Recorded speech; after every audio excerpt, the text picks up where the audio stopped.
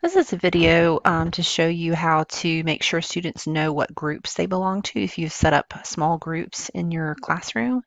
Um, this is my friend Frank's course, and he has spent some time setting up some groups for his students, and they look like this. Um, so he's got some groups up here for each of his courses that are meta-coursed into this one, but then he's also set up some small groups for these students that he's gathered them into. So they're ready to go and they're populated. I can show you that as well. Um, so if I click on group one, we've got some students in group one, and the way that you know is that each of your groups will have a number next to it if you've populated those groups. He does have some that are not populated yet, but that's how you know. Um, when I come back to my participants list, you'll notice that not all of his students have yet been added to a group.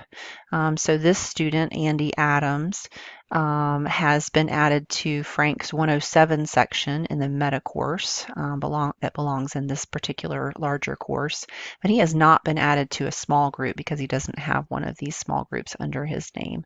So if Frank wanted to add Andy in, the way that he would do that is he would click on this drop-down menu here and choose one of these groups for Andy to belong to. Let's say maybe group one, and then click Save. And now you can see that Andy not only belongs to the 107 section group, but then also to a smaller group one in which he's going to be doing some small group work with his peers in his class.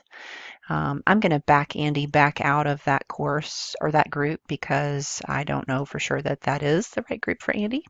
But just so you know, that's how you would do that. And I'm going to click Save. Okay, so that's one thing to check if your students are saying they can't see their groups. Go into the participants page and make sure they have actually been added and that you've added it correctly and saved it.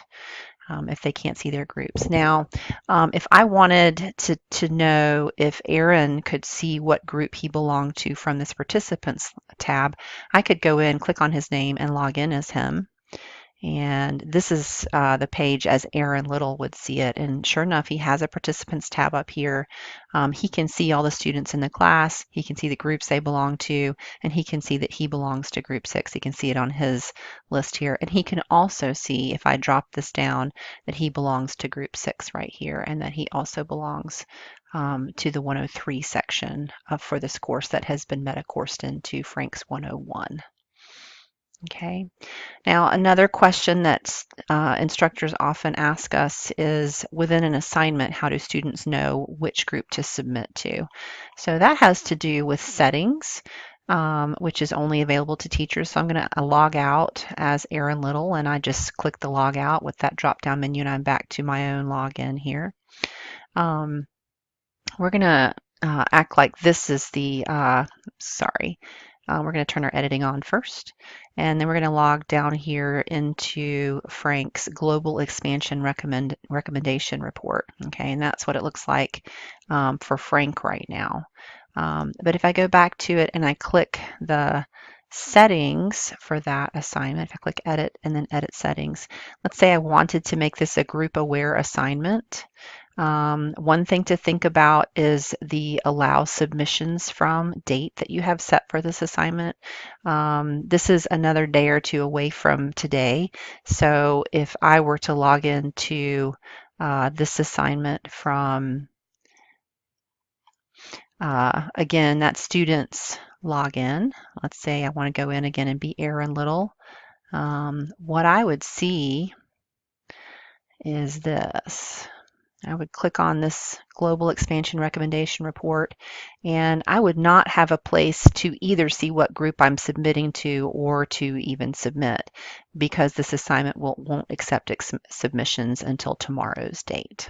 Okay, so if they can't see their group within their submission page, that may be a reason to check. You want to check that, and I recommend leaving those submission dates far back into the past. There's not too many pedagogical reasons to have your submissions available only within a very small window. There are a few, but I tend to recommend just disabling the ability for students to submit, keeping them from submitting early. But let's go back to that assignment, and I'm going to log out as Erin Little. I'm going to go back to the assignment, and we're going to work on uh, settings for it so we can make sure that they can get to their group. So if I go to that assignment and I click on Edit Settings, um, make sure about your Allow Submissions from date on there. Go down to your group submission settings and you want to tell it yes, that you do want group submissions to be available. You want to make sure that if you have them in small groups, which he does, you want to make sure that that grouping says small groups. Otherwise, As You Learn won't know which kind of group it wants you to pull from. So his students are all in both a course group because they're meta-coursed into a larger group, and then also to a small group. So it needs to know which of those sets for it to pull from for this assignment.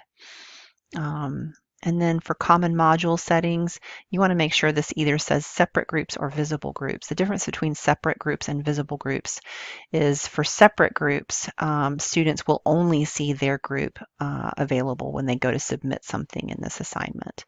If you click it to visible groups, they'll see that there are other groups, but they won't be able to submit to them. And you can see how that might be useful in some pedagogical situations, like for a forum. You might be able want them to look at other groups' submissions, but not necessarily be able to respond to other groups' submissions.